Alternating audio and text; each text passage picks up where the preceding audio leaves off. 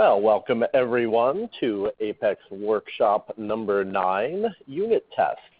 We will be looking at a trigger that we wrote a couple of weeks ago and adding unit tests for it, as well as talking about a lot of the concepts necessary to write good unit tests. And unit tests are one of the things that most developers find to be a drag because you get all of your code written and working, and you can go into the UI and see it behaving, and then you go to deploy it and you forgot to write your unit tests, and they end up taking twice as long to write as the original code, and you discover all sort of things that you didn't think of.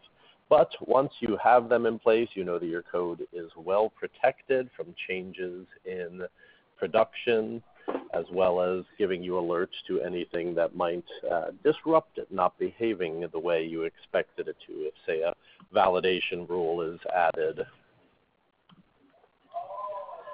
So unit tests are required for Salesforce Apex in the sense that you have to get code coverage above 75% average across all of your Apex triggers and classes. That doesn't necessarily mean that you have to unit test every class and trigger that you write, and that you have to get 75% on all of them. It can be averaged across all of them. Some will have 100%, but others might have a little below that 75%. Aiming for the 100% is less about trying to cover every line and more about trying to cover every possible thing that is likely to go wrong with your test or that you want to go right. Nothing ever goes wrong with my code. Once I write it, it's done. And the other nice thing about unit tests is that they can also protect other types of automation you have, such as process builders or flows, or even workflow for that matter. As we start to write more and more complex workflows, flows, and process builders, you can write unit tests for those that are mission critical for your company and get an added level of assurance that any changes that might disrupt those will be noticed, and even on attempting to deploy those changes, such as a new validation rule that might derail a process builder, the deploy is going to fail if there's a unit test that is checking for the behavior. So when you do deploy your Apex along with unit tests to production, Salesforce is going to run the new unit tests as well as all of your unit tests in production. And if any of them are failing as a result of the new code, or if any of the unit tests you wrote to go with your new code fail on production, you're not going to be able to deploy. Additionally, if there's just something on production and your unit tests are failing before you've even started to deploy, you're not going to be able to do so. So it's very helpful if you can run your unit tests in production on a regular basis, just so you sort of know ahead of time if there's something that is going to prevent deploys. There are a few nice tools out there now that will automate that and do that for you automatically and send a nice report. Let's see, Rachel just asked, can't you deploy just the code you wrote recently and not the other code in your org? So yes, you can deploy triggers and classes one at a time, just do limited deployments of those. The concern then is whether there's something in production that you didn't anticipate, perhaps a change since the last time you refreshed the sandbox. And when it gets up there, you don't know that was waiting for you, and all of a sudden your nice accurate unit tests and new code to go with them fail on deploy. So it's also good to spin up a new sandbox and deploy to that. That's often referred to as a staging server. And by deploying to that before production, you can sort of anticipate what might go wrong and be able to deploy that code to the staging sandbox, make changes there that will be compatible with production, and then from there deploy to production. But we're not going to talk a whole lot about release management tonight. That is a big, thorny, scary topic that hopefully is going to get a little bit easier as Salesforce keeps pushing out more developer tools. Tonight, we're going to focus on the basics of unit tests. And we're going to be writing some that are probably oversimplified, but I really want to give everyone a chance to practice just the basic elements. And once you have those down, improvising on them becomes pretty easy. So let me go ahead and fire up a screen share, and we will start looking at some code here.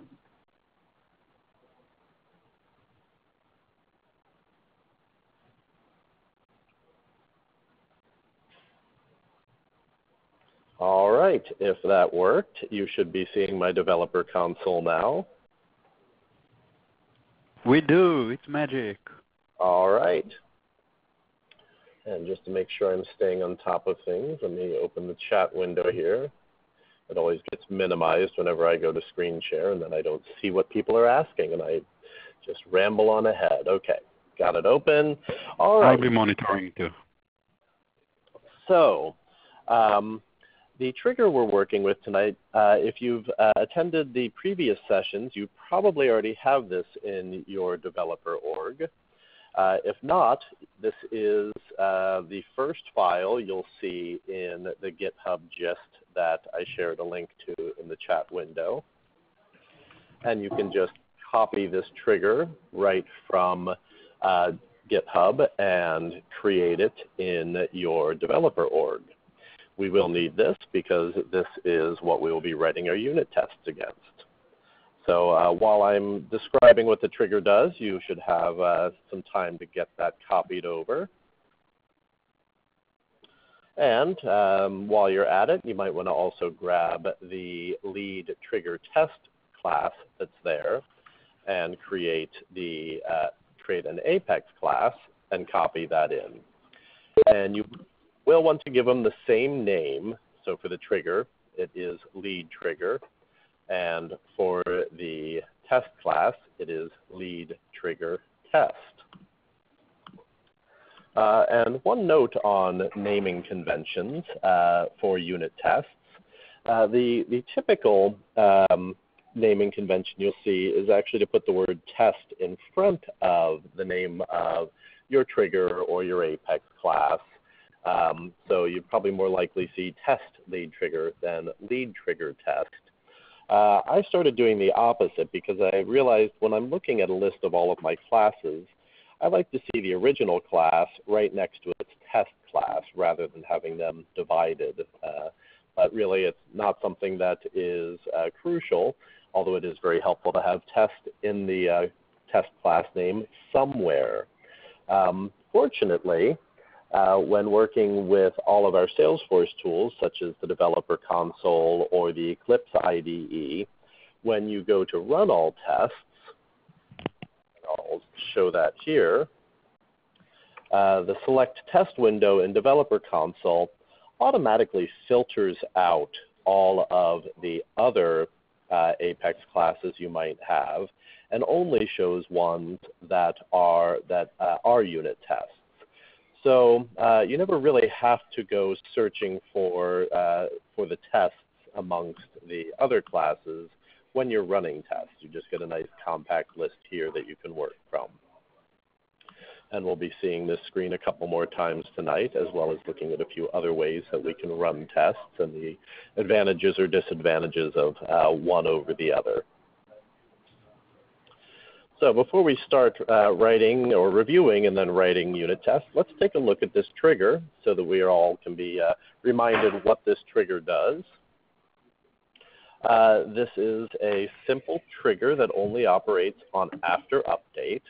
So it doesn't operate on any of the other 8 possible events, such as before or after insert or undeletes or deletes. This is just firing on after update. And it has two different conditions built into the bulkified for loop here.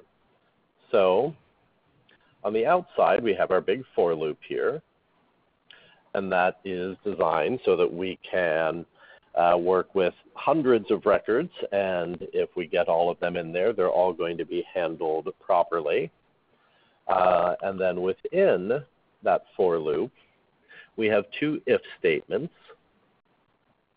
and each of them are doing some pretty basic changes here. This first one is looking for the status, and if it sees the status is closed, not converted, it sets the rating field to cold. The other one is looking at the company field, and if it sees the company field is our competitor Inc., it's going to set do not call to true. And if you recall from the sessions we had on triggers and then triggers plus Apex classes, I had suggested that setting up your triggers to have very little logic in them and passing off all of this logic to a class is a best practice. And but for tonight's lesson, I wanted to have it all conveniently here in one trigger so that we're not having to jump around between too many files to check code coverage and other features. The other thing that is going on in this particular trigger is I'm demonstrating two distinct ways of doing the updates. Or actually, no, am I doing that? Let's see here. So we've got our map. So this is a demonstration of using maps rather than lists as your update collection. And so it's using this leads to update.put function to add each qualified record to that collection before finally doing the update here at the very end. So this was another best practice that we reviewed as a way to ensure that when you have a lot of functionality in one trigger that could possibly be making multiple changes to one record, this is a design pattern that helps you to avoid losing some of the earlier changes as later changes pile up. And using that map and the put command is a way to ensure that all of your changes are respected. I'm going to switch over to the user interface because usually the first thing that you are doing as you write your triggers is checking in the user interface if the behavior works as expected. So I'll create a new lead.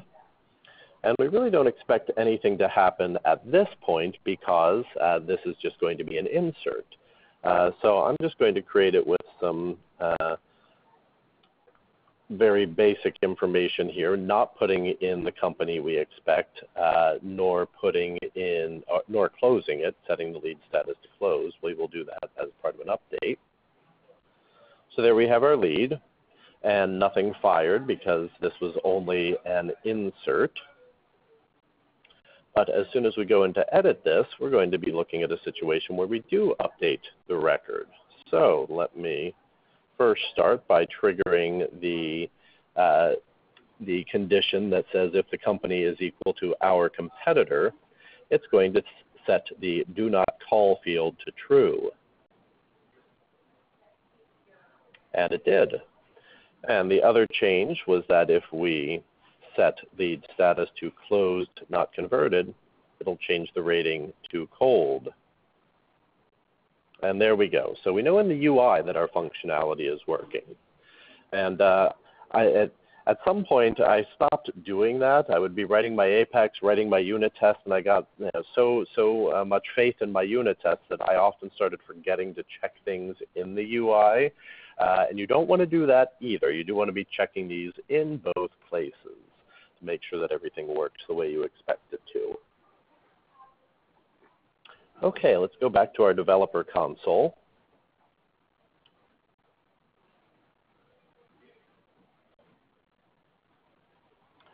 And we can take another quick look here And we'll delve a little further into this trigger before we move over to the unit test, just to examine how we know that it's doing this on update, and what some of the mechanisms are. So here in our if condition, the condition that we set up is twofold. There's two things that must be true. And we have an and in that condition to put those two things that must be true. The first is that the status must equal closed, not converted. That was sort of the obvious one. We saw that in action when I updated the records in the UI. The other one that's not as obvious is this first half of that condition, where we have old status not equal to new status, or NW status. So this is how we are comparing the change in the record. If you think about workflow, this is the equivalent of is changed. It's looking at all of the field values in trigger.old and comparing them to the field values in trigger.new.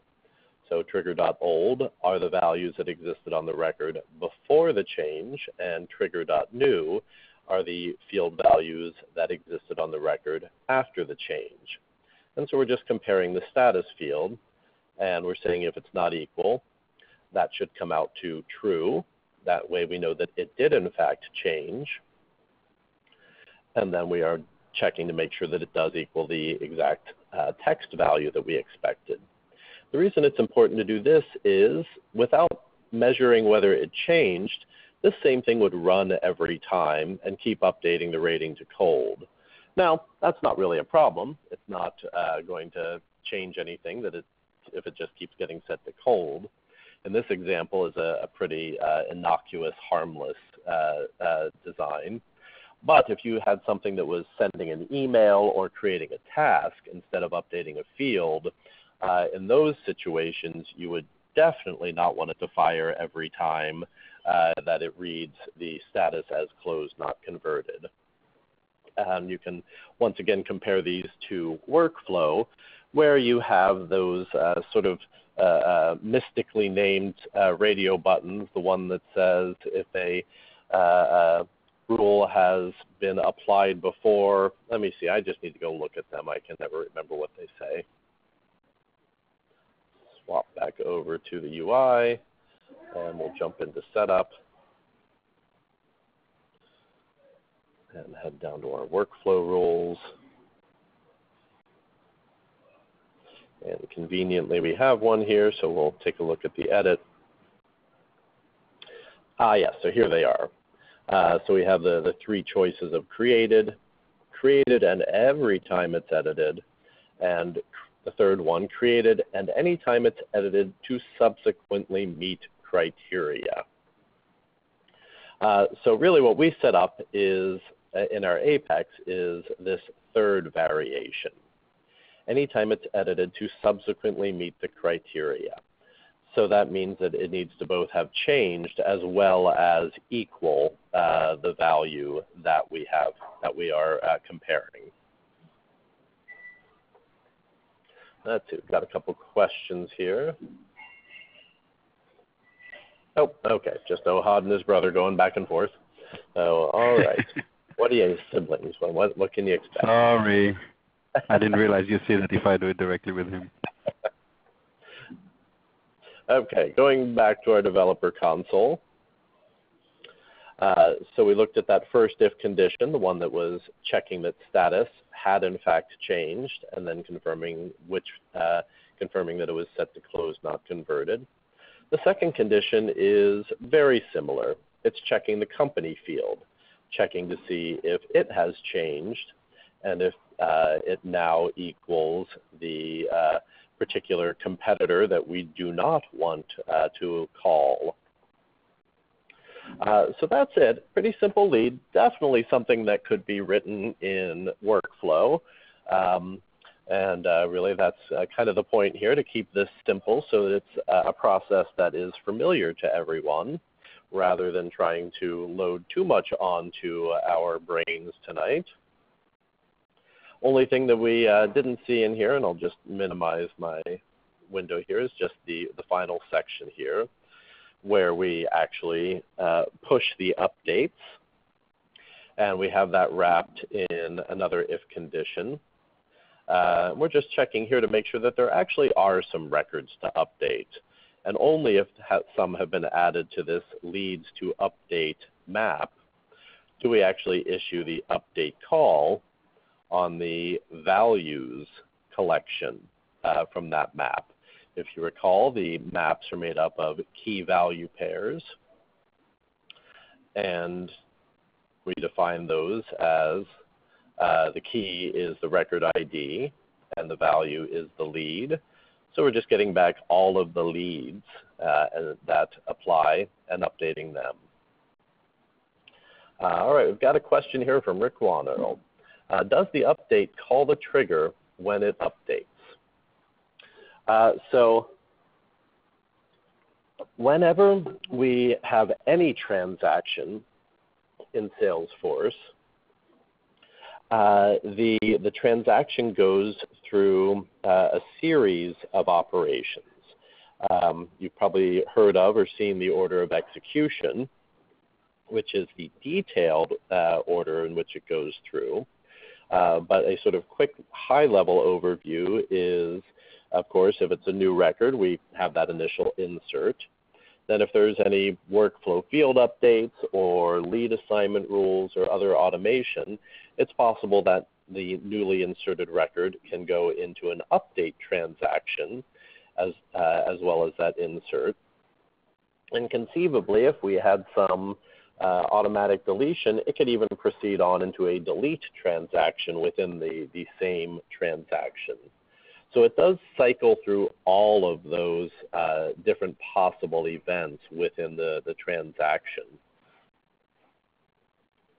And Sajian asked, is there any transaction context like other languages? If I understand your question, I would say yes, there is. We can be a little more explicit in our trigger and potentially have it operate on multiple transaction events by adding that into the triggers information on the first line. Sajian, can you explain what you mean by that transaction context? Is it exactly what Luke was just displaying, the after insert, after update, and so on?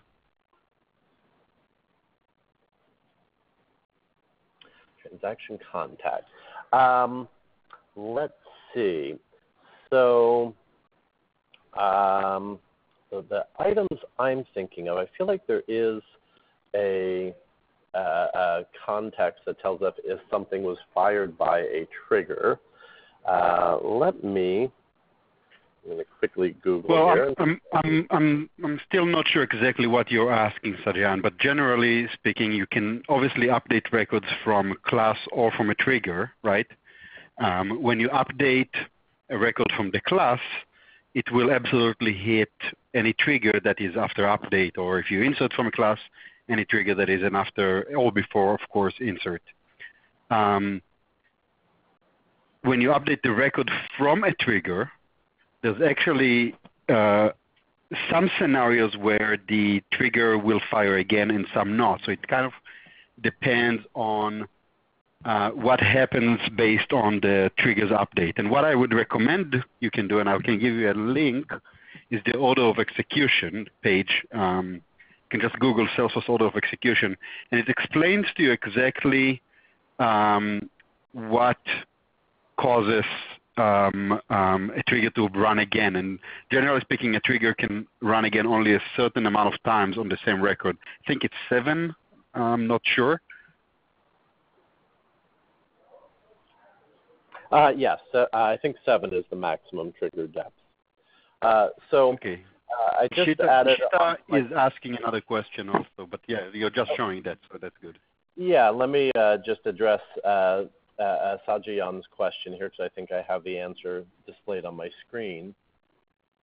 So we can use a variable called isExecuting to tell us if if a particular piece of Apex code has been is being run because of a trigger as opposed to a Visualforce page, a web service, or an execute anonymous call. So that way you could tell explicitly whether it's a trigger or something else and choose whether or not you want to have a different branch of logic to handle that. And to Kasheta's questions, on the same page you can see we have a variable called isInsert or isUpdate or isBefore or isAfter, and of course you can combine them. We can say if isInsert and it's trigger dot isInsert and trigger is before or isAfter, you can identify exactly what is the timing of your trigger execution, what event you are handling at this point. So you can absolutely write one trigger that does some handling before it's inserted and different type of handling after it's inserted, and it will run within the same transaction. And that can be very important because, in fact, I had left this trigger in a state like I just changed it to here on my screen, where I had it operating on both after insert and after update. And the first time I tried to make a change, I got a rather ugly error. Let's see if we can show that off here.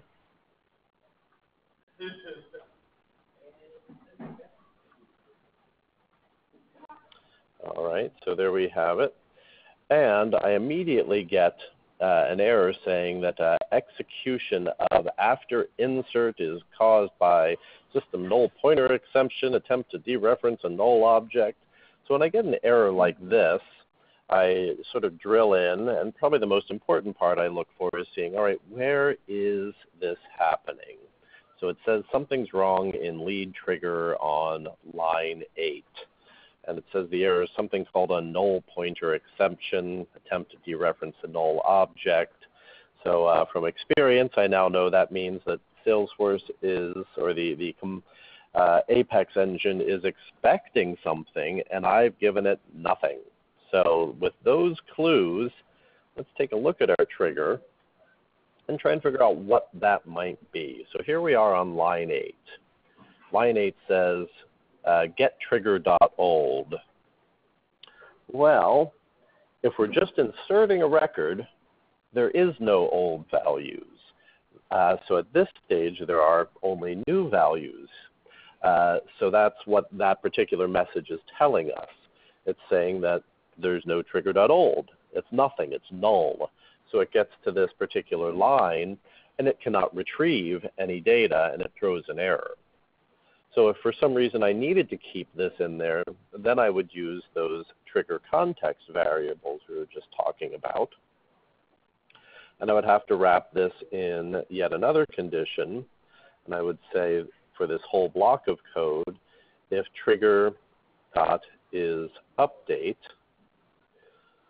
and then I have to wrap this entire thing in some more brackets here. And I'll do Ohad's favorite trick of selecting all and then Shift Tab to get my indentation back together. So now by wrapping that whole thing in that new condition, one that is if trigger is update, this whole block of code is only going to be executed if we are in the update portion of a transaction. So I'll save that and go back to my lead. And if I save it now, bang, it goes right through. So it's able to get through that insert stage just fine.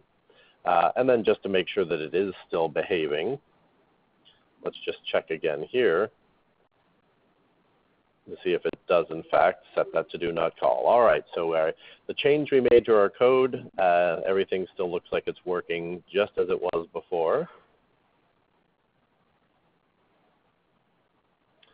And these are, you do end up using these fairly often as you start to write longer triggers.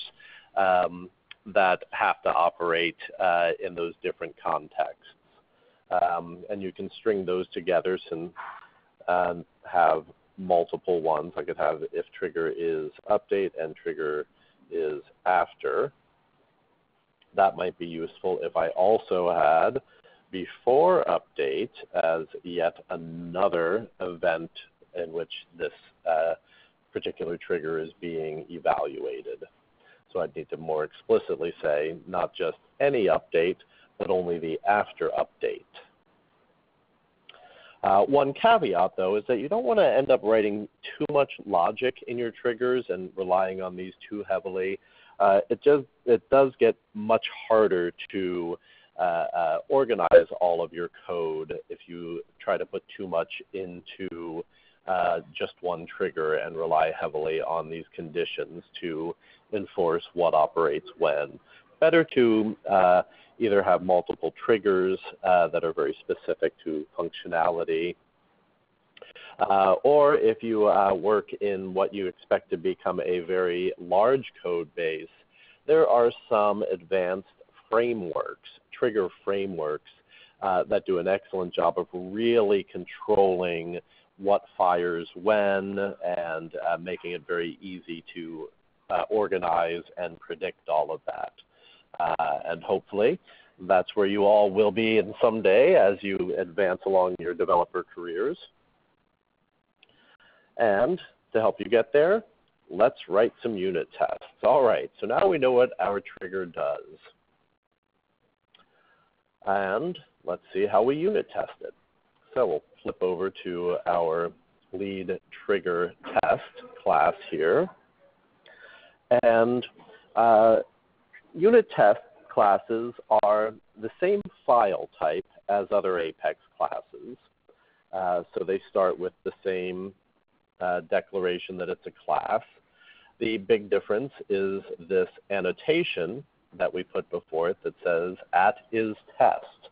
And that's what helps Salesforce to know when we pull up our list of tests, which classes it should show us as test classes. So if that @isTest is not in there, it's not going to show up here, and we're not going to be able to run it. You could write a whole test class without that, but you're never going to be able to run it. So much better to just type those 7 characters and get it functioning. So after the @isTest, you will sometimes see an additional parameter, see all data equals true. And well, it's almost self-explanatory if you know the fact that otherwise unit tests do not see your data.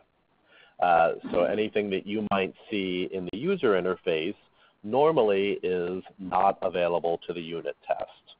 So those leads that I just created are not visible to the unit test. I can't query them and use them in my test unless I put in this additional parameter, see all data equals true.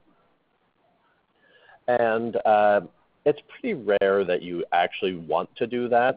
The best practice is to create test data for each unit test you write because you have much greater control over it. You can't, if you use actual data from production, you can't really know if that data is going to be there the next time you run your unit test. There are a lot of people who might be able to delete or modify that record in a way that would make it no longer a good record to test with. This all said, there are a few data types that are accessible to the test space, whether or not you have see all data equals true, or, as is the default, false. You would never actually have to add this see all data equals false. That's the normal state of any unit test. Look, before you just jump into that, I just want to kind of just reinforce what you said. Generally speaking, make it a rule to yourself, unless there's a very, very specific reason for you to use see all data, never use seal data, right? It's a bad practice. It causes overall, it could potentially cause more trouble than it helps. The reason some people sometimes like to use sealed data is just a shortcut. Wait, I don't want to have to create accounts and contacts and leads just to test opportunities. They already are there. Why do I need to create all of them? But just like Luke indicated, you don't know if the records that you need for your test are going to be there. Even if they're there, you don't know if the values that you need to be there for your test to succeed are still going to be what you expect them to be. So taking the few extra minutes to write the code to create all these test records that you need pays off in the long run, and it's just it just really is a best practice, and there's a reason for that. So unless there's really a reason for you to use sealed data, just stay away from that. And fortunately, there are a few critical objects in the Salesforce database that are always accessible. I put a list of them on the screen here. The one that I end up calling a lot in my Apex is record type. So you don't have to create record type data whenever you are creating your test data. You can just reference what already exists, and that is definitely a great convenience, although it is also a hazard. If you rename your record types or delete one and replace it with another, you could end up breaking the unit test, particularly because some of those changes can only be done in production, and you would not even necessarily get a warning that the particular record type is referenced in Apex. So there's the other hazard of using these available objects such as users and profiles that, just like other data in your database, they can be changed or deleted and break a unit test. But we won't be working with any of these tonight. We'll be keeping it nice and simple on our lead object. All right, so after we have set this up as a test class and defined our class name here, we move into the test methods. So test methods are small sections of code that allow you to test distinct functionality that you expect from your code.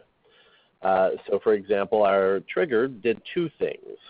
It updated the rating field, and it also updated the do not call checkbox.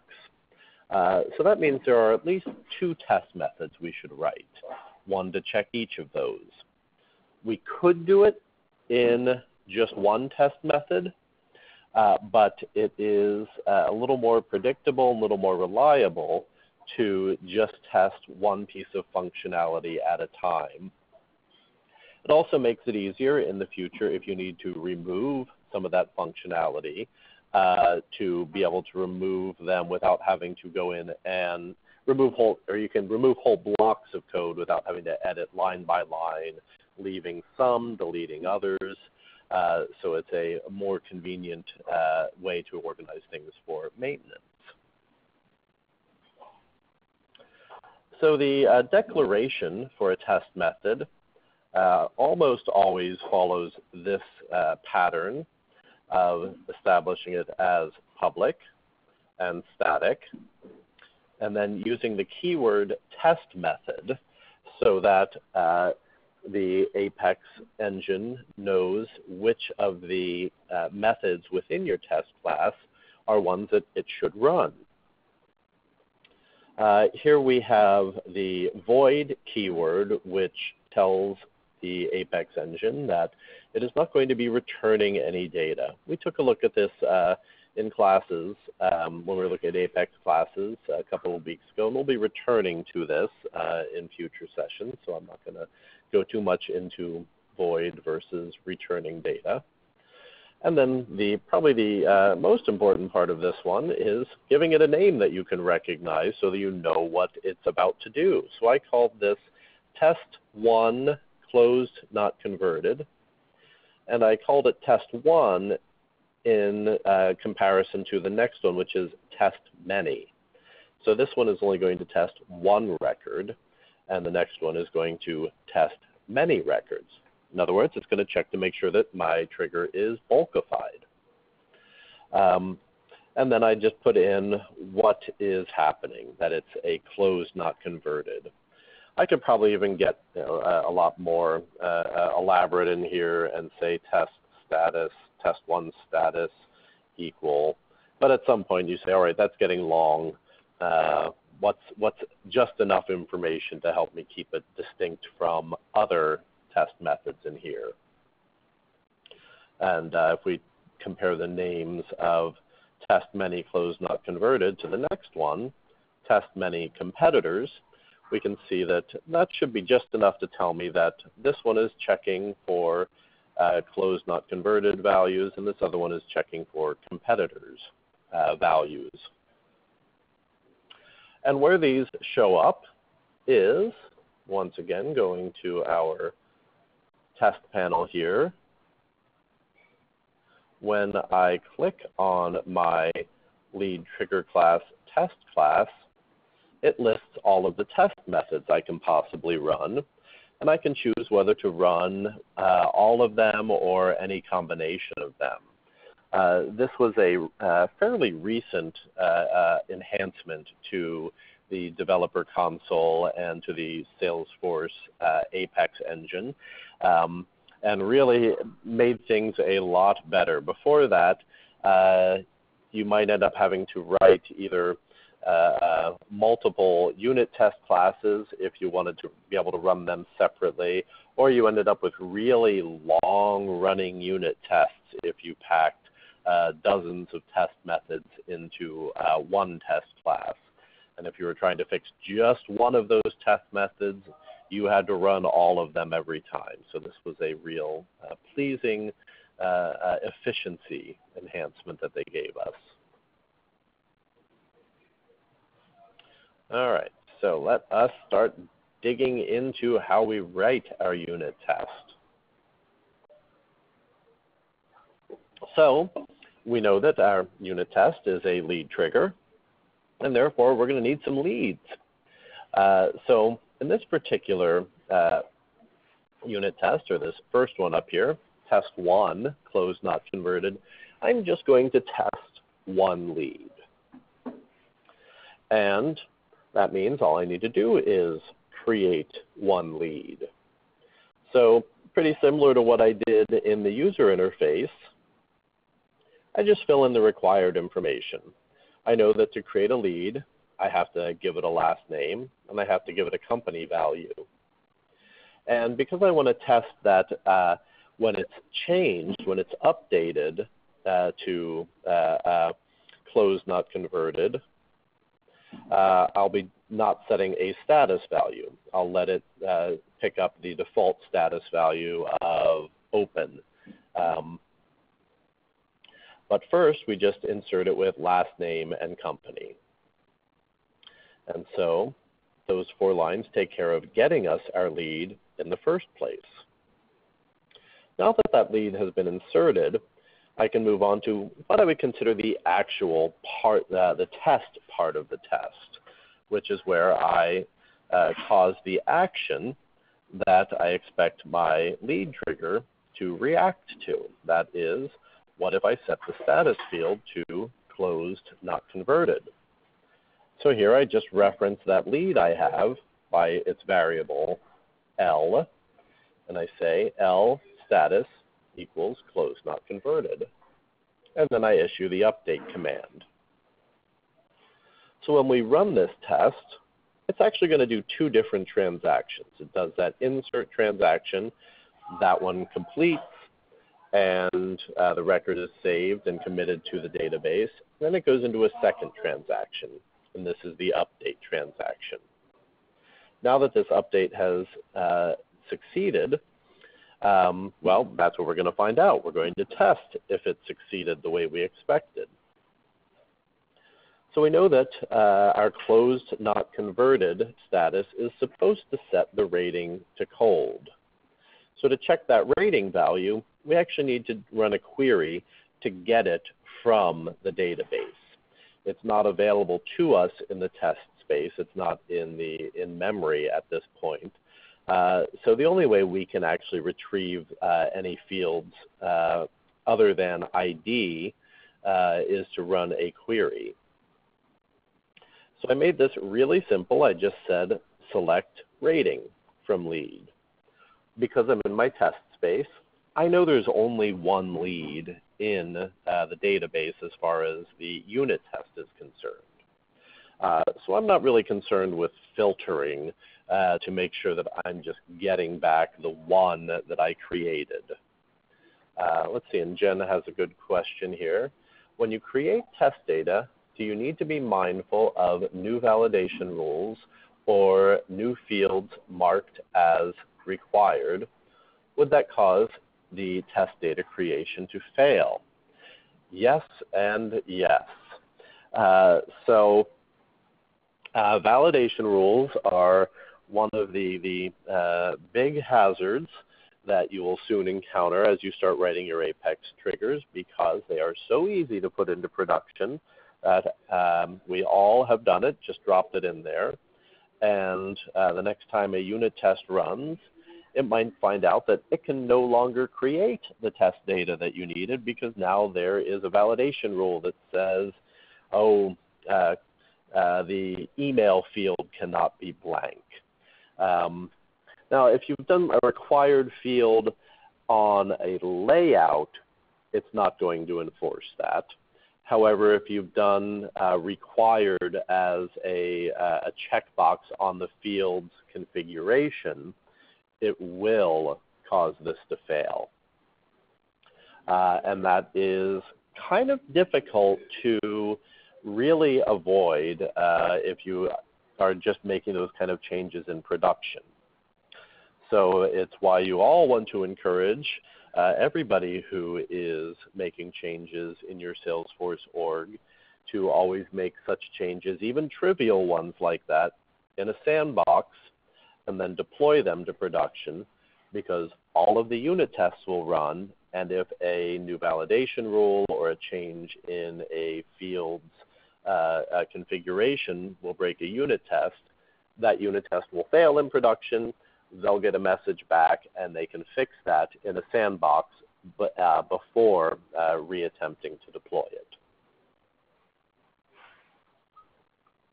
There are a few tricks you can use to get around that, but there really is no absolutely bulletproof solution other than just good change management and release processes. Okay, getting back to... In other words, first create your validation rules in Sandbox and then deploy them to production, so that when you develop in your Sandbox, you have a good replica of production in terms of the database requirements.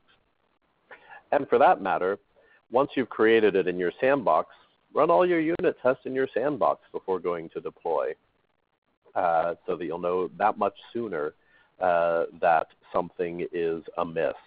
And typically, when I'm making changes like that, before I do such changes, I'm going to run all my unit tests, because I want to sort of establish a baseline of the performance in a sandbox. There are some scenarios that almost always fail in a sandbox anyway. If your Apex code is attempting to send email, and you have your email deliverability turned off in a sandbox, those Apex unit tests that trigger those emails will report that they could not send email.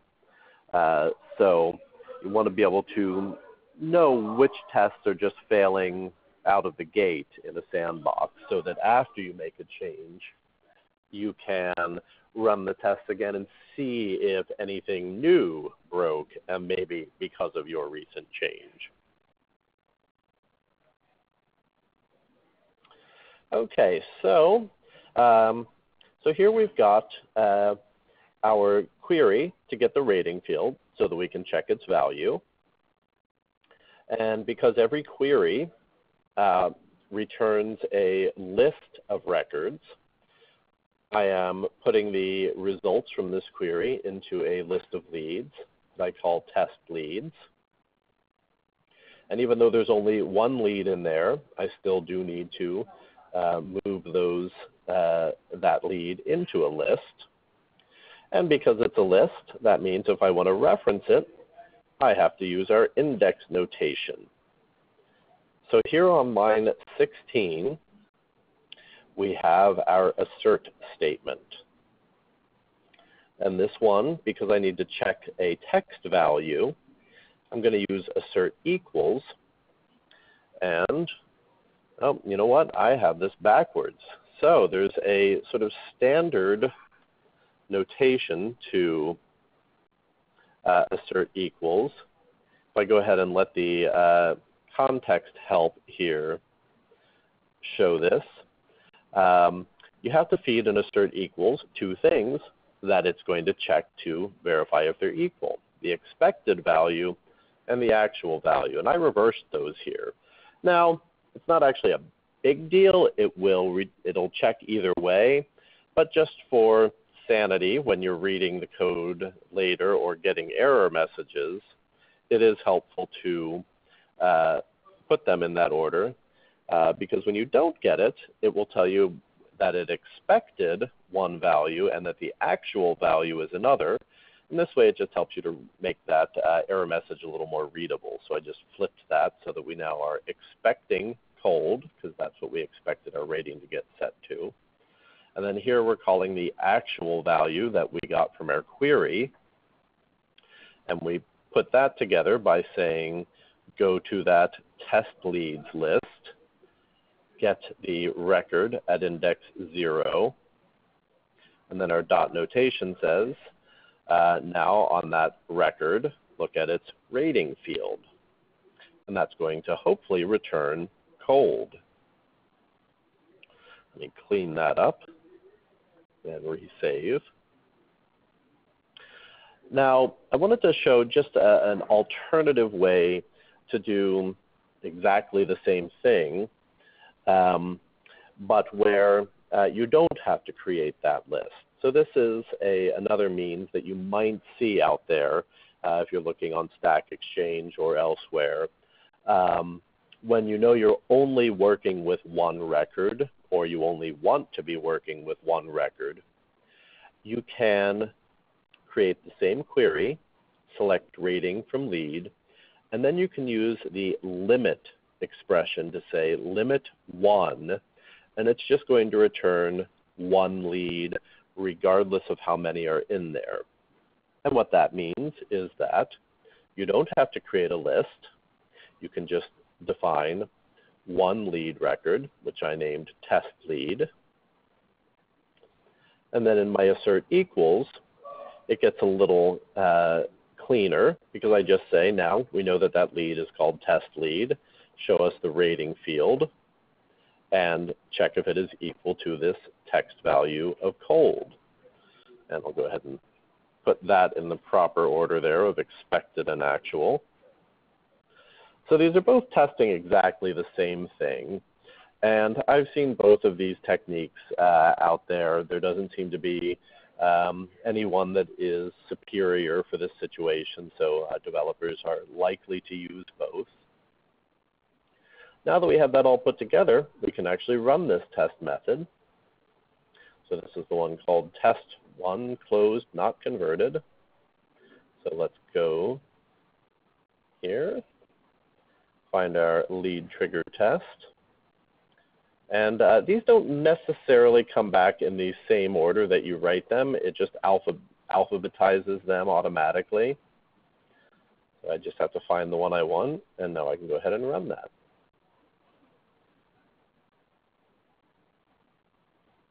And there it is. We got the friendly green check mark that says it did in fact pass.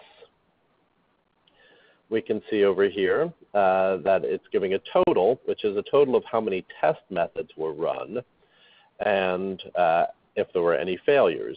So if I had run all 5 of the test methods, the total would be 5, and if any of them failed, it would tell me how many of them failed.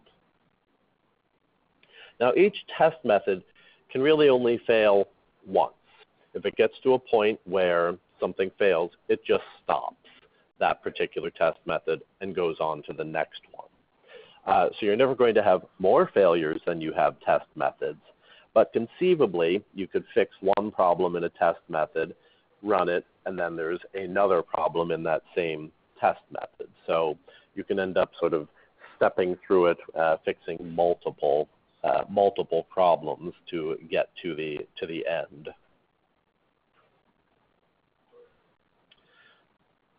And Sajian, you couldn't have asked a better question. Is it mandatory to have assertions for triggers, or is it just a good practice? It is not mandatory, and it is a great practice. These asserts are what are actually telling you that your code did what you wanted it to do. You don't have to have them in there. You can get the code coverage just by writing the unit test in a way that it goes through every possible condition that exists in your Apex trigger or class and skip the asserts. And you'll never know if the code actually produced the results that you wanted. So I would have no way to actually know that it did change it to cold. So the more asserts you can put in there, the better. Some other asserts that I often add in, well, I'll add those into our next unit test here. And this sort of goes to the next best practice, which is rather than testing one record at a time, if you've bulkified your trigger, you might as well just test multiple records. So there's no particular advantage to having 2 distinct test methods for one record versus many.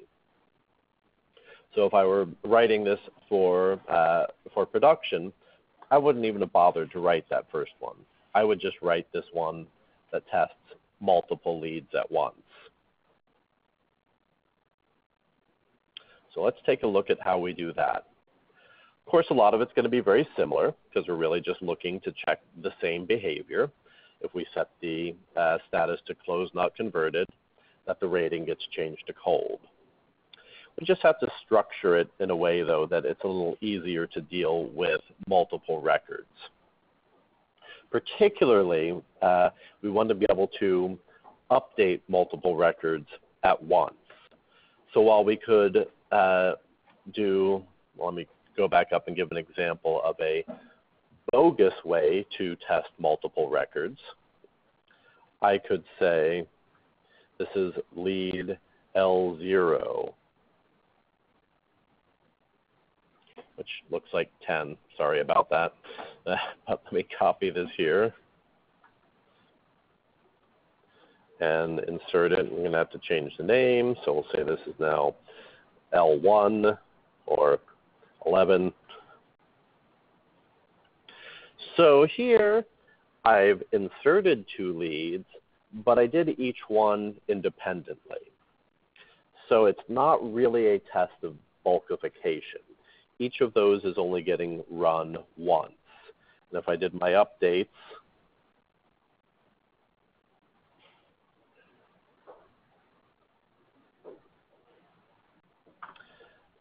using the same method, again, I have inserted 2 records and I've updated 2 records, but each of them operated independently.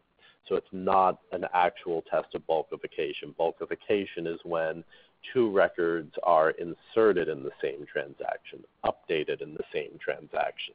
And that's what you really are hunting for when you write your unit tests to test bulkified code.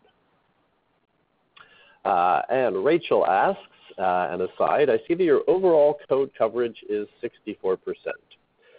If you deployed to production, would it fail till the other code in your org has more code coverage?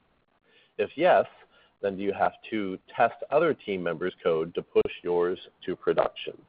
So what she is referring to is, if I expand my window here, we can see that the test panel, so I have this set on the test panel, and when I do that, I get this side panel here that says the overall code coverage for all of the Apex in my Developer Edition org. And it's saying the overall percentage is 64%. So if I were to try to deploy all of this to a production org, it would fail because the overall percentage is below 75%. Now, when you get into situations like that, you have to really look at, well, which of the classes or triggers are really pulling that average down. And I can see the contact after trigger class is, the contact after trigger is 0%, contact before trigger is 0%. So I'd have to look at those and I'd evaluate, do I need to deploy these now? Are these really even relevant? Can I write unit tests for them? And you may have to write unit tests for those if they have to be deployed. I don't necessarily have to get all of them up to 100%, but I do need to get that overall average to 75% or higher.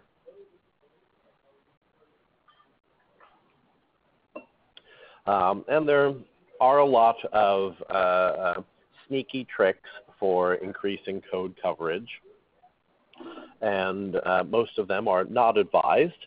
But there are some situations where if you are being a diligent developer and you look at your code and say there are sections here that really just don't need to be tested. They are not doing anything that changes data or sends out emails. So I'm just going to write a very minimal test to ensure that I get the code coverage. I might not include any asserts, but just some means of getting that extra coverage in there.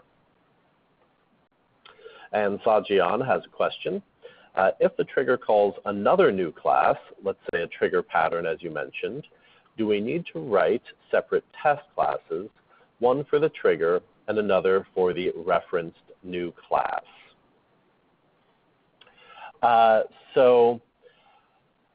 Yes, you would need to write another test method to cover a new class that your trigger is calling,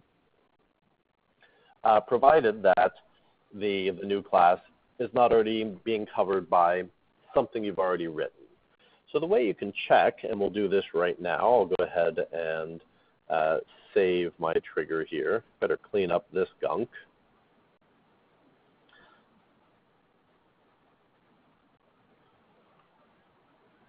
I think all the rest of that will still save. We'll take a look at how we can see code coverage. So as soon as I run this test, you can even see my code coverage sort of churning and changing as I do it. Now, for some reason, it's dropped to 41%. Oh, no, what happened? Well, we'll find out. But if I go over to my lead trigger and note the code coverage drop down here, I can use this to see what is covered. Overall, 73%. And then I can see which individual test methods are covering it. So this is a way that you can sort of examine the code as you make changes to see how much is still covered or how much you might need to cover with additional unit tests.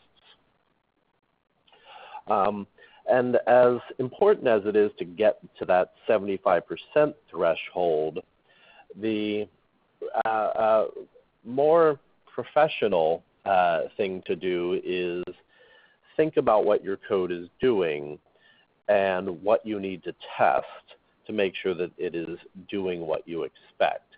You might end up writing far more unit tests than you need to get to 75% or 100%, but you're doing it because you really want to ensure that your code is reliable and that changes in production or unexpected behavior by end users in production are not going to give unexpected results or break anything you've written.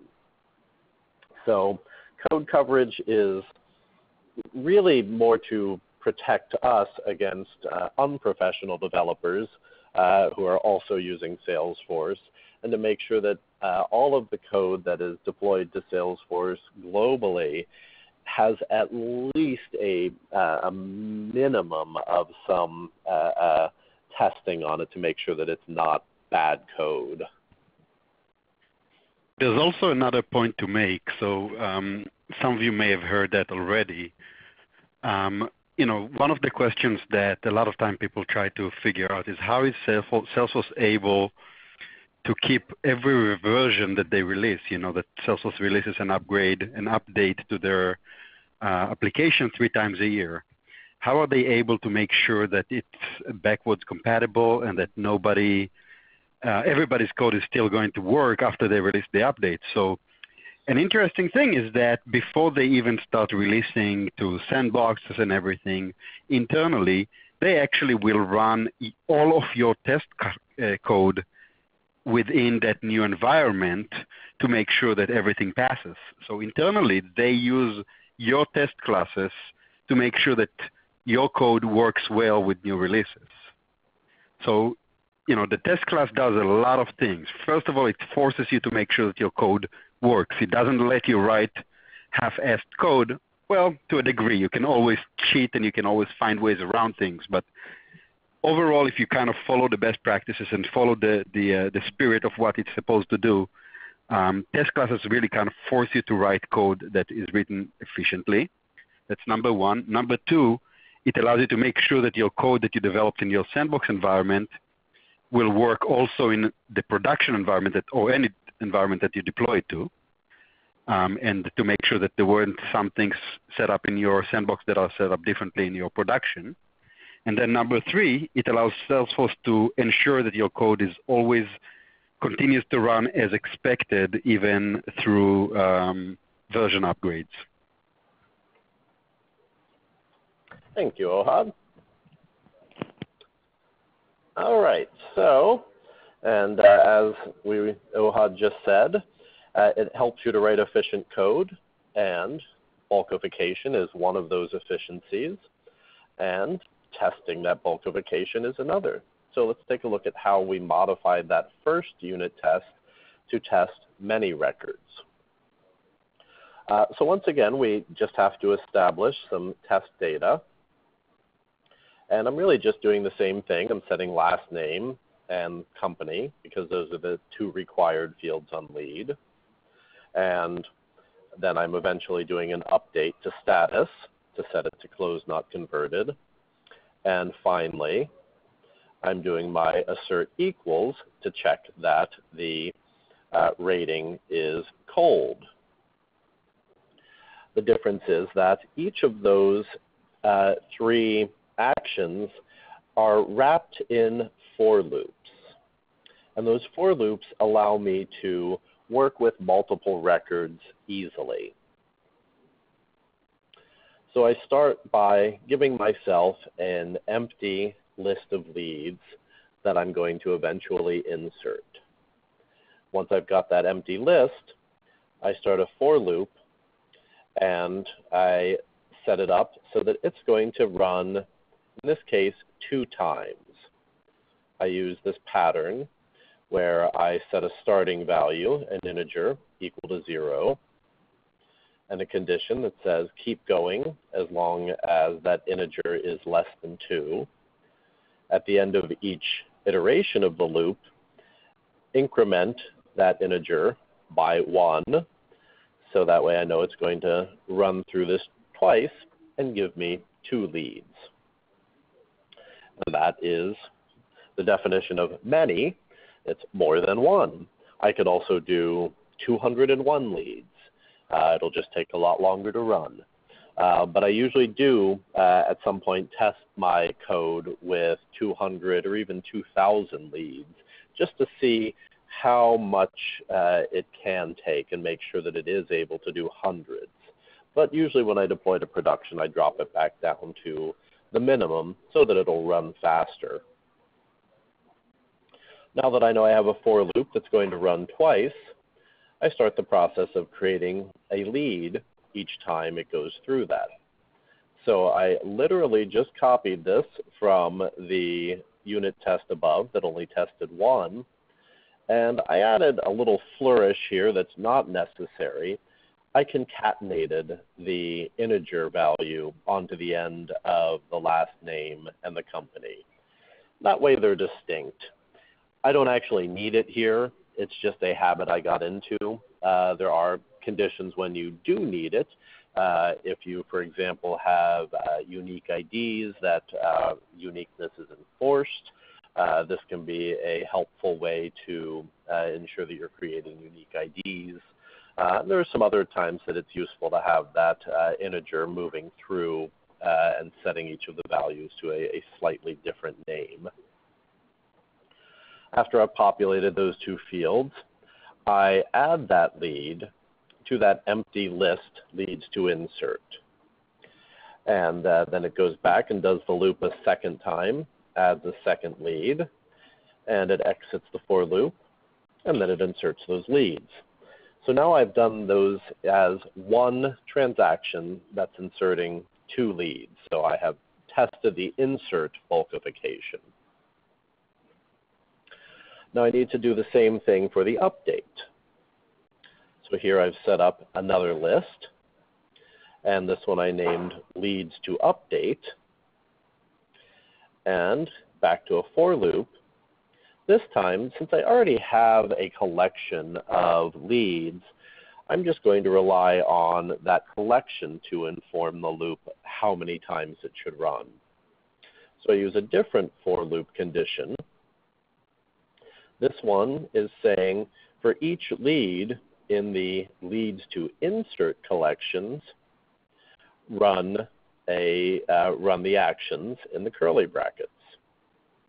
And those actions are setting the status to closed not converted, and then adding the lead to the leads to update list. And since there are two leads that we did in the first action, that means it's going to go through this twice, add two leads to the insert or the leads to update list, and then it exits the for loop and it executes that update. And now we hope that our trigger was bulkified because we have just forced that trigger to deal with not one, but two leads in the transaction and to evaluate them both. So we get down to our assertion. So I set up yet another list, an empty list that I immediately populate with a SOQL query. Since I only care about the rating field, I'm just going to get the rating field. And since I'm in my test space, I know these are the only two leads that are in the database. So I don't have to put any filters. So I just let it grab all of the leads and put those in this list of leads. And then I drop my system assert in yet another for loop. And this time I am saying for each lead that I'll call L in the results called test leads, that results from that query, go through each one and check if its rating equals cold. So effectively this is doing two assert equals, one for each lead, and making sure that they are both set to the value that I expected them to be. And so now if I want to save this, I could go to my test run here, go to lead trigger test. Now I could test both of these, but it's sort of redundant for me to test the singular variation on this because testing many does exactly the same test. So I'll just run that one. And I can see that this did in fact pass. Okay, so now we have set up the test for that status field that updates the rating field. And now it's your turn. We're going to check our other update from our trigger. This was the one where we are setting the company field to equal our competitor. And when it does, we expect it to set the do not call field, which is a checkbox, a Boolean, to true. So your task now is to write the unit test that will do just that. Now, if you have copied this into your developer console, I'll give you a little hint. You can probably copy the guts of the previous one into the test many competitors and just make the changes you need to. So getting rid of the status field and the rating field and replacing those with the company field and the do not call field.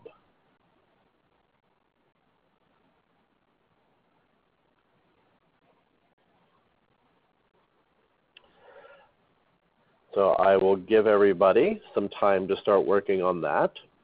And I'm also going to be writing that here in my developer console. So if you get stuck, you can switch over to this and take a look. And when you think you've got it written, make sure you save it. And then you can choose to run, either use the Run Test button and run all of them, or you can use the Test New Run and just select the Test Many Competitors. So give this a go. If you get stuck at any point, you can chat to us and we will work with you to see if we can identify the issue. And otherwise, we will resume in about 10 minutes to see how we're doing. If you get through it quickly, you can try moving on to these other unit tests where we're going to see what happens if we use a different company name, because we want to make sure that it doesn't get set to do not call if, say, IBM wants us to do business with them. So go ahead and get started on those, and don't hesitate to chat any questions or call out any questions over the audio connection here.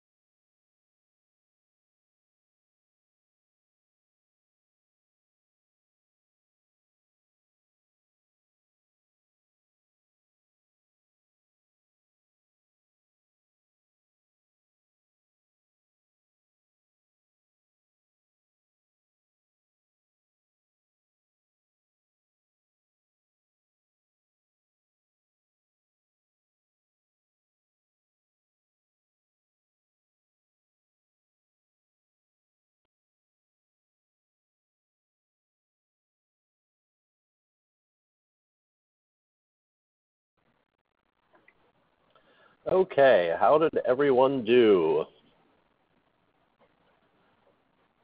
Were you able to complete the changes and get the test to run successfully? Does anyone have any issues that are still causing it to throw an error message or not to pass?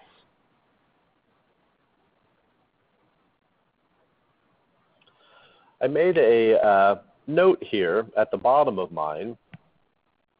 Although you could use the assert equals assertion test and compare the do not call field to the true Boolean, you can actually reduce that down and just use assert and then simply say L do not call. Since do not call is a Boolean, it's going to return true or false, and that's exactly what assert expects. If assert gets a true value, then it considers that assertion to have passed. And Rachel says that it worked fine until I copied the last assert. It saves fine if I don't use that assert. So I posted a link to collabedit.com, which is a useful way for us to work together. Rachel, why don't you go ahead and copy all of that, including the system assert statement in there, and then share that link, and we'll do a little real-time debugging here so we can take a look at what kind of error messages come up when you're writing these things and how you interpret them and how you resolve them. And while Rachel's doing that, I'm going to sort of talk a little bit about how to think like a developer. And that doesn't mean just thinking about Star Trek, free T-shirts from conferences, and Red Bull, but how to sort of get the appropriate levels of suspicion and paranoia in your coding.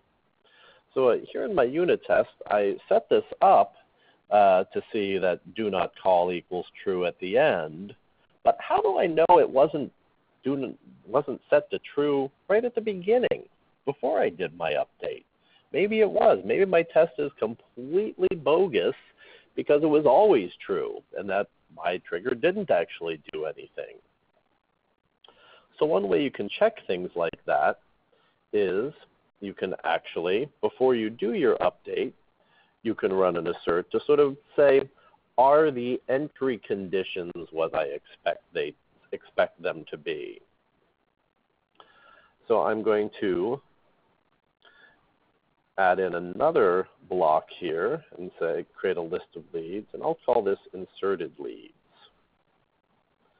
And I'll use a SOQL query, and I will select the do not call field from lead to get the list of leads that I just inserted and their do not call values. And then I'll do a for loop on that, and I'll say for each lead called L, in that inserted leads, these are not ones that have the company changed to our competitor yet.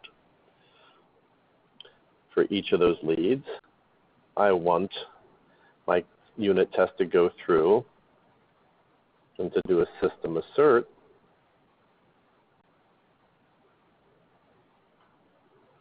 on lead.doNotCall. So now I'm going to be able to establish whether or not the value is false. However, the catch here is that at this point it is false, and that means this assert is going to fail. So what I have to do then, I have to reverse this. So I can simply do that. I'll go ahead and wrap this in an extra set of curly brackets. So that exclamation point will reverse that false to true. So therefore, as long as all of these are false, or both of these leads are false for do not call, this assert's going to pass. And then I'll move on to my actual update. So let me go ahead and give that a run here.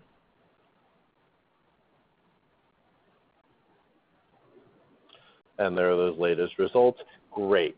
I know that Do not call started out false, and as soon as I did my update, do not call was changed to true.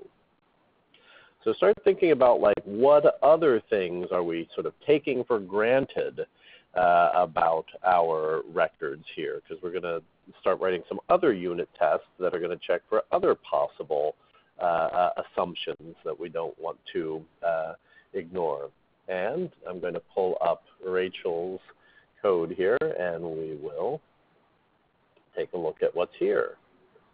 Go ahead and pull this window down. I don't know why for me it's taking forever to load that page.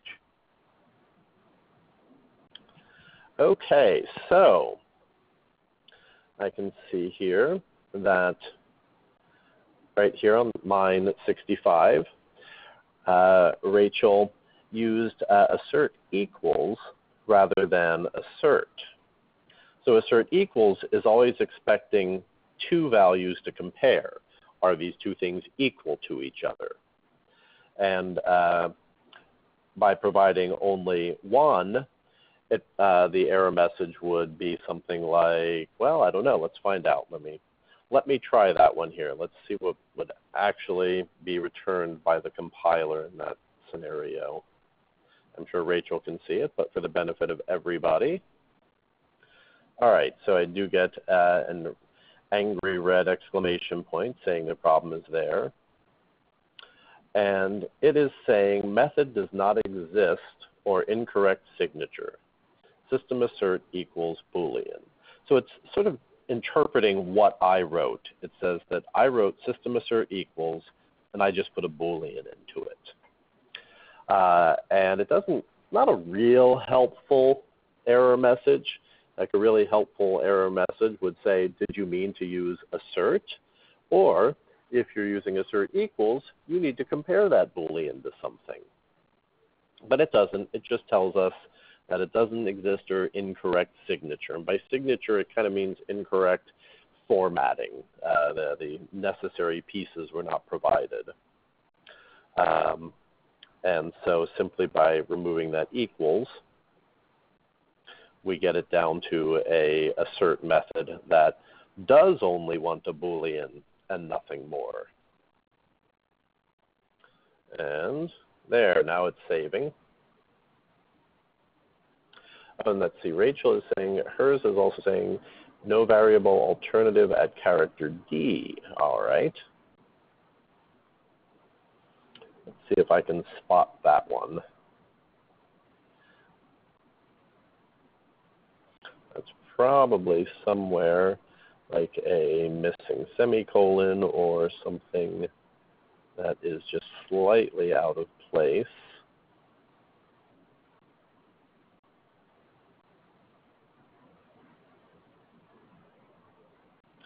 It's not jumping out at me, just eyeballing the code. So I'll go ahead and just copy this whole block in and see if we can spot it here.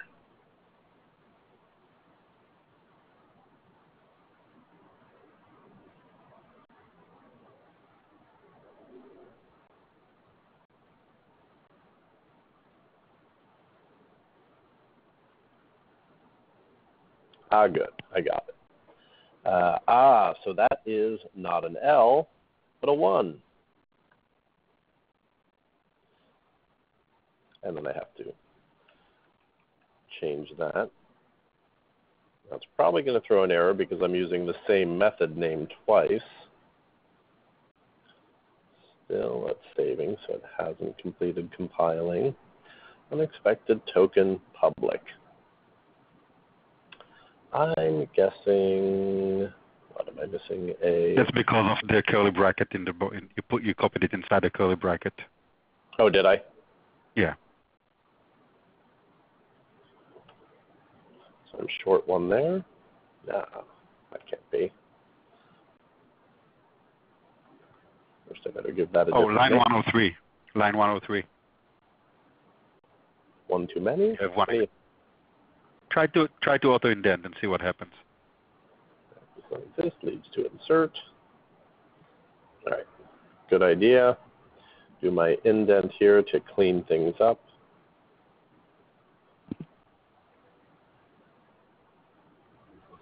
Okay, now it is saying variable does not exist, leads to insert. And that's telling us that it's looking for a list called leads to insert, but it's not there. So I'll go ahead and add that. And we'll make this an empty list.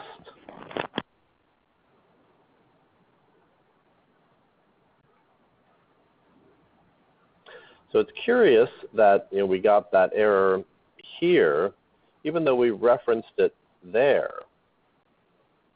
That's because of how the compiler does its analysis. So many times it doesn't necessarily analyze line by line. So sometimes you may get an error from a lower line, and then when you fix it, it will suddenly be above or below. It really depends. Kind of depends on blocks and loops and how the compiler evaluates all the code.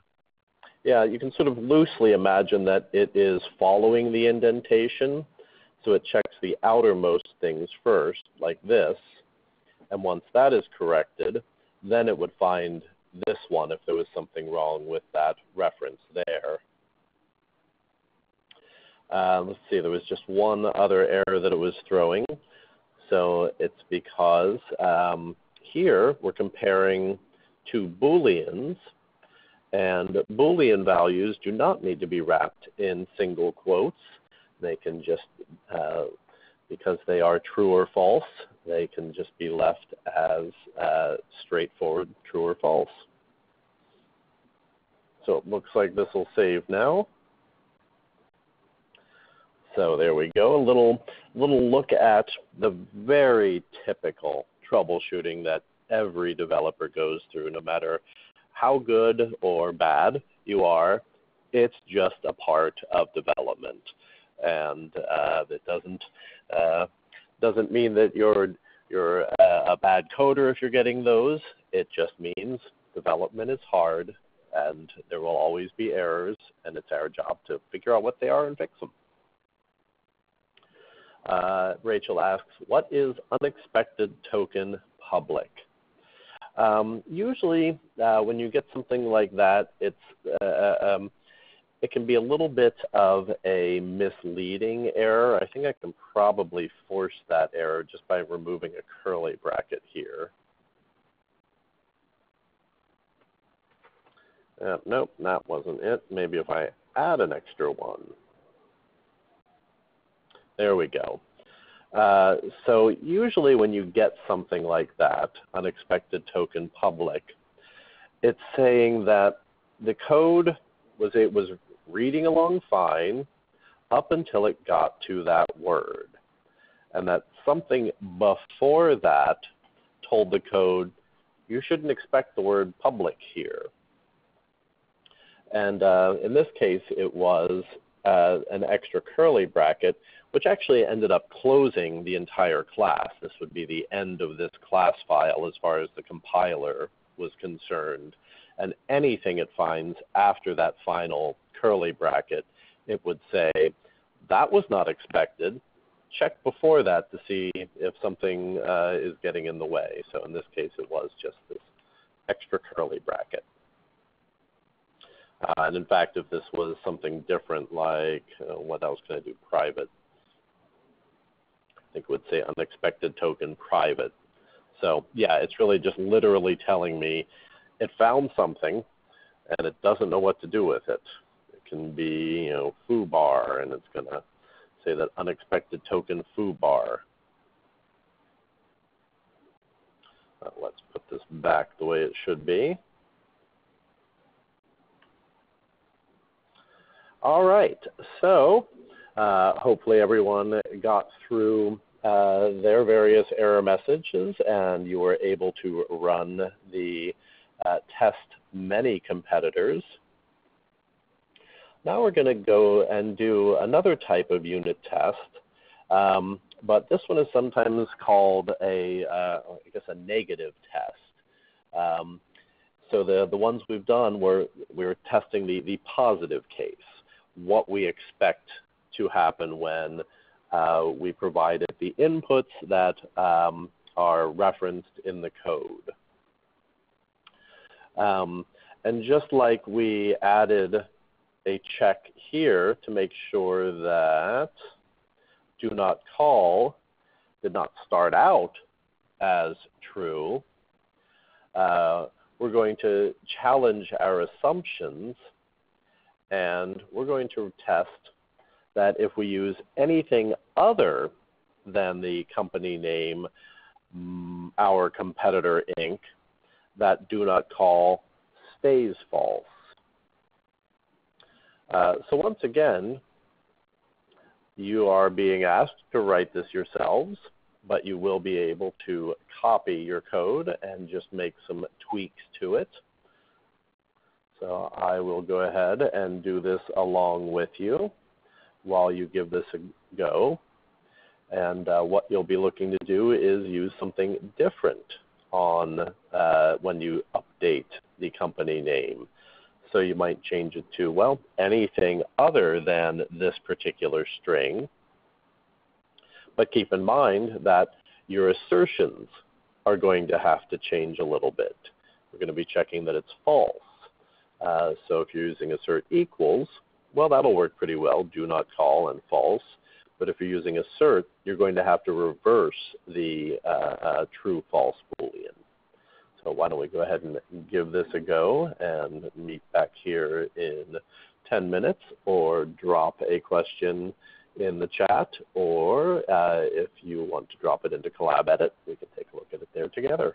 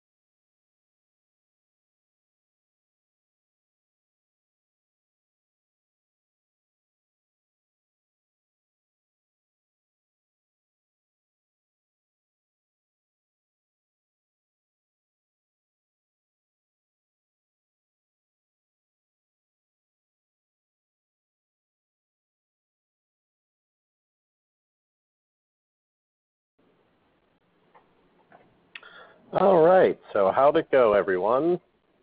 Are you able to make that change and verify that as long as it's not our competitor Inc., the do not call stays false? Well, one other thing that's advantageous about writing your unit tests is sometimes it makes you think about things you didn't consider in your code. And in this case, what happens if we insert a record that from the get-go has a company name of our competitor Inc.? We didn't write our lead trigger to handle that scenario. Maybe we should have. We didn't, and we can verify that. I added some extra changes in here and did make that the value when I inserted it. And I added an extra assert, exactly the same as the one we did previously, to verify that do not call is in fact still false. So, maybe at this point, if I was developing this, I'd think I might have to go back and rewrite my trigger so that it also does this on insert. And then I'd have to go back and think, all right, well, now I'm not doing a comparison, I'm just checking.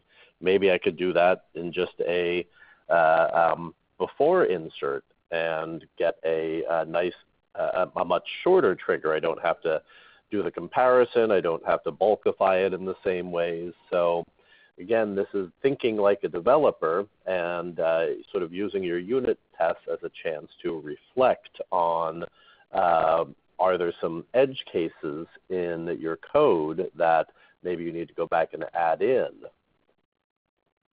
Let's see, we have a question from Kshita. Is the below assert equivalent to the for loops? So let's see. So Kshitya is asking a question, and maybe I'll repost this question to everybody so they can see it.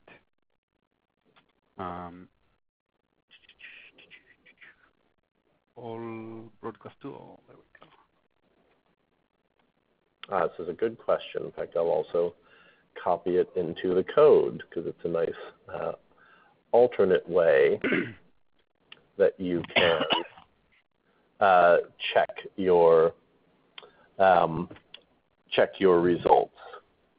So the short answer, Kshitya, is you can absolutely do something like that. You can absolutely query the database even from within a system assert, and you'd be able to get your result and find out if the assert is correct.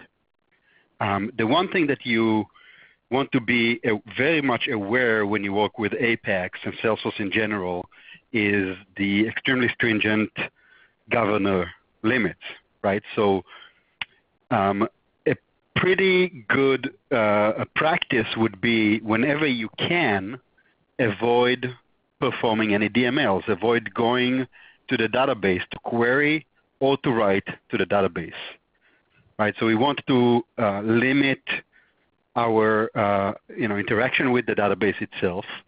And of course, with a trigger and test class the size of what we're doing right now, it doesn't matter a lot because it's not like we're doing hundreds of DMLs, or it's not like we're doing a lot of back and forth with the database. So you could absolutely do something like this. But when you start writing bigger code and code that has interaction with other triggers or other workflows or other things that happen, you definitely always want to minimize as much as possible your interaction with the database, because you may reach a governor limit even if it's not from within your trigger, maybe due to other triggers that run within the same context. So the short answer is yes, it would work. The long answer is it's not always a bad thing to do something like this, but it's just something you need to be cognizant of. And that's all. And actually, in some other ways, being able to achieve the same result with different assertions like this is a really great skill to develop, because sooner or later you'll run into a situation where only one variation is appropriate or is going to work, and that might apply to your unit test or elsewhere. And so really being able to think about what other ways could I do the same exact thing really is an important skill to develop, so that when you get stuck somewhere, you can think about how else could I do this. One of my favorite analogies is from learning foreign languages, and whenever you are learning them and you're actually in the foreign country and you have to express something and you don't know the right word for it, you will probably find a way to tell the person what you need, even if you are saying it some other way. And so at some point, just getting it done and getting to the desired success is an acceptable practice as well. And certainly in developing, I know I've written things that if I looked at them now, several years later, I'd go, wow, I could have done this such a better way. But on the other hand, it's been operating fine for the last 3 years, and I figured it out, and that was good enough for then. And maybe now I have a reason to go back and improve the efficiency of that. So, it doesn't have to be perfect, and it just ultimately has to work. And the way you know that it's going to work is if you write good unit tests and they pass. So Kshetia followed up with another question. Do unit tests have the same governance limit as other classes? And the short answer again is yes, but there are some notes to know, some things to know about it. First of all, when you run test classes, every method in your test class gets its own limits. So when you call one of those specific methods, it starts basically a new governor limit count from scratch. That's number one. Number two, test classes actually allow you to sort of double your governor limits. But it's only very specific for very specific scenarios. So when you create a test, we talked about before the need to create test data, right? If you don't use SEAL data, you may need to insert accounts and insert contacts and insert opportunities or any other number of records that you need for your functionality. Salesforce recognizes that sometimes just setting up the test data will actually, use some of the governor limits that you may need to run your code. So for that reason, you can use a method called test.startTest, and the end of it is test.endTest, which essentially mean, okay, I finished setting up my data, and now I'm starting to do my actual testing. That's what I want to verify that works. And what happens is Salesforce will then say, okay, everything that you've done so far has to abide by the standard governor limits, and what you're doing now is going to again abide by, it's going to start counting from scratch. But after the end, the test end, stop test, sorry, not end test. After the stop test, it actually goes back to the previous governor limit, so it continues counting. So yes, they do abide, but there are some things that Salesforce lets you do because they understand that writing test classes, sometimes you need to be able to do some setup. And there are also some limits that are different between the test space and production. And I'm pulling that up right now, and I'll pull that onto the screen here. Let's see. Now, it's probably referenced down in the notes here somewhere. All right, I'm not finding it. Yeah, I do remember that there is some limits that are a bit different from within the test, but I can't remember right now what it is. And I did exactly the same search you're doing. Couldn't find it. Oh, We'll just have to do a little extracurricular research on that and copy that into the post-meeting notes. So that brings us to the end of tonight's lesson on unit tests. We will be revisiting these as we advance forward into our next few sessions. We'll have a chance to work with them again for the error logging, the exception handling and error logging that we will do in 2 weeks. And I want to thank everyone for great questions tonight. I want to thank Rachel for submitting her broken code to us so that we could really learn what those errors are, how to identify them, and how to fix them. This is exactly what I'm looking for in these sessions, a chance to see how it actually happens and to answer those questions that you don't get to ask when you're going through Trailhead, say. So again, thank you everyone. If you have any further questions, go ahead and email Ohad and I, and we will get an answer to you if we are able to, and otherwise we might just put it on Stack Exchange and see if the wider community has a good answer.